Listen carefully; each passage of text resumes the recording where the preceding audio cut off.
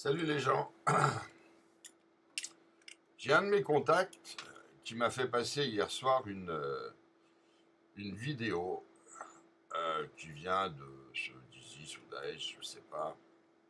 La vidéo, évidemment, je vais pas vous donner le lien, je vais pas vous la faire tourner pour la simple raison que ces vidéos sont, euh, ces enculés-là les font justement pour que nous les fassions tourner et pour se faire de la pub. En tout cas, pour faire de la propagande. Donc, je ne participerai pas à leur action de propagande merdeuse. Et je vous la diffuserai pas, mais je vais vous la raconter. Si vous voulez absolument la voir, elle est sur un site qui s'appelle Vimeo. Mais très franchement, je vous déconseille de la voir. Ne serait-ce que pour vous. Moi, je ne l'ai pas regardé jusqu'au bout. Quand c'est devenu ignoble, j'ai arrêté. Quand j'ai vu où ça allait, j'ai laissé tomber. On n'est pas obligé de voir des choses comme ça. Euh, alors, je vous mets en scène un peu ce qu'on voit. Alors, déjà, c'est très très bien tourné, hein. C'est très belles images. Ça n'a rien à voir avec le petit truc merdeux fait avec un téléphone portable. C'est bien la preuve que c'est de la propagande, qu'ils ont du matériel pour faire ça et que c'est pas un Gugus qui s'est amusé avec un copain, hein. Bref, ça commence par un panoramique sur des ruines dans une ville. Et puis apparaît, au bout de quelques secondes, apparaît à l'écran un gars en tenue militaire, cagoulé jusque-là, on voit que les yeux, avec le bonnet et tout. Euh, il commence par lancer ses imprécations contre les gens qui ont détruit la ville. Alors je me souviens pas si cite de quelle ville il s'agit, j'ai oublié, enfin bref. C'est manifestement une ville en Syrie. Et donc il lance ses imprécations contre les États-Unis, l'Angleterre et la France. Qui, dit-il, j'ai trouvé ça extraordinaire, il dit les bombardements ne sont pas chirurgicaux, ça a tué aussi des femmes, des enfants, des vieillards, des malades. Un peu comme un camion qui fonce dans une foule, quoi, en gros. Hein, ouais. Ah non, parce qu'eux, ils font dans le chirurgical, bien entendu, et le garçon est très choqué que les bombes ne le soient pas. Extraordinaire. Euh, Rapidement, la caméra se déplace et on tombe sur un homme habillé avec une chemise blanche, un bâillon dans la bouche et attaché en croix, les bras écartés comme ça, à une espèce d'une poutre ou un truc du genre. Et le charmant garçon qui s'adresse en français, hein, c'est donc un de nos petits camarades, une chance pour la France que nous avons élevé, ou un belge, je ne sais pas, mais enfin on va dire un français, il a plutôt un accent français, commence par donner un cours sur comment tuer au couteau. Alors il mime avec le prisonnier, des coups dans la gorge à main nue, qu'il faut taper la gorge comme ça, déchirer, bon enfin il fait son cinéma, euh, sans grand intérêt. Et puis il passe à la pratique. Il passe à la pratique. Et là, il prend un couteau. Et puis, alors là, je vous raconte très vite parce que j'ai coupé à ce moment-là. Tout ce que j'ai vu, il commence à l'entailler là. Puis, il le plante dans le ventre et il l'éventre. Et après, on passe à l'égorgement. J'ai coupé là. Voilà. Euh, c'est absolument ignoble. Euh, Évidemment, à la guerre, on tue. Qu'il puisse arriver qu'on tue des prisonniers parce qu'en opération, on ne sait pas quoi en faire, on ne peut pas laisser sur place, on ne peut pas les emmener. C'est moche, mais ça peut arriver. En général, c'est pas des femmes ou des enfants, bon, c'est des combattants.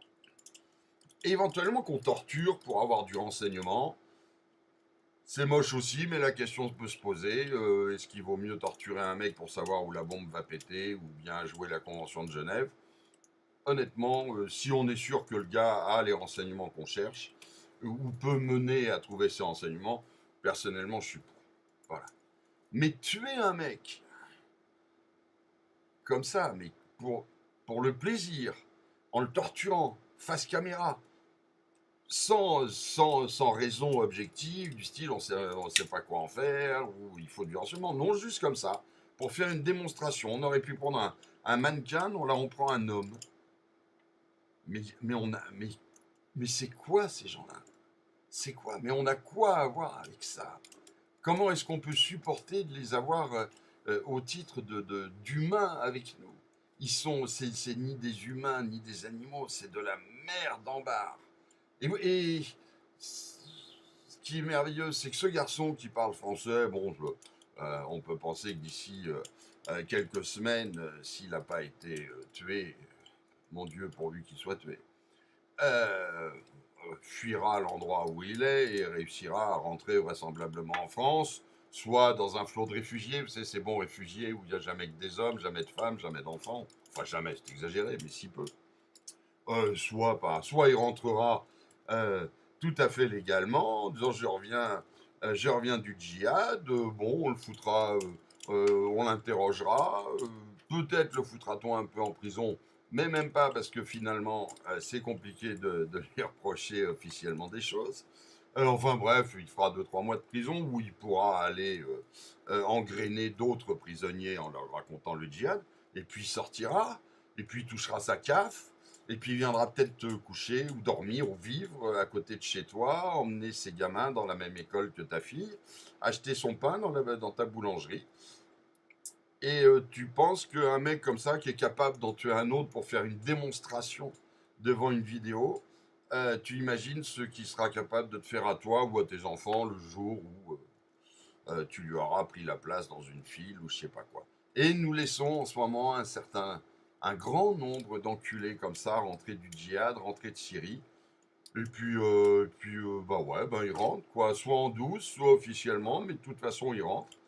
Et ils vont être nos voisins que nous allons alimenter à coups de CAF, d'aide sociale, etc. On va peut-être même essayer de le déradicaliser. On sent que quelques conférences vont faire de lui un saint apôtre de la béatitude et de l'amour du prochain. On marche sur la tête, il faut exterminer ces enculés.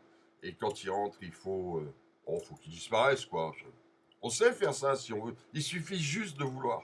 Ah, mais on veut pas, a priori. Voilà, bonne journée, les gens. Ben, je vous souhaite de bons nouveaux voisins bientôt. Et vraiment merci à tous ces tiers mondialistes de merde, à tous ces cons qui viennent accueillir du migrant sans même se poser la question. Ok, il y a des gens parmi eux qui sont dans le malheur, mais on peut peut-être faire le tri un peu entre ceux qui arrivent avec leur famille, les femmes, les gosses, et les mecs qui arrivent tout seuls, et puis entre ceux qui arrivent de pays en guerre et ceux qui arrivent juste de pays où c'est la merde économiquement. Mais enfin, aimons-nous les uns et les autres, et faisons-nous bien égorger par nos frères humains. Bonne journée les gens!